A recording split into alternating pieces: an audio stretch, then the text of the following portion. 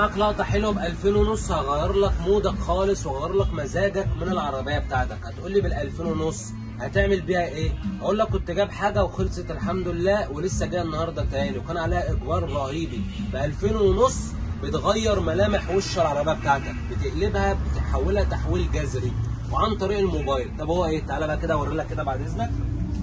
بص حط لك عدستين زي دول في قلب الكشاف من قدام اهو. بص اهو، بص تختار دي كده تيجي هنا اهو، اي حاجه ما انت عايزها اهو. بص ابلكيشن بقى يا باشا في كل حاجه تخطر في بالك. دول بيتحطوا في الفوانيس من قدام، بيتحطوا جوه الفوانيس اهو. بص اللي انت تختاره، بص اشتغل هنا، اللي انت تختاره اشتغل هنا اهو. بص كده. ودي بقى العين اهيت اللي كلنا بنحبها. شوف المنظر عامل ازاي، منظر تحفه وجميل وب 2000 ونص. يعني ايه بلاش؟ بتتباع الله يسهل عند الناس جميعا. بتتباع بقى بكام؟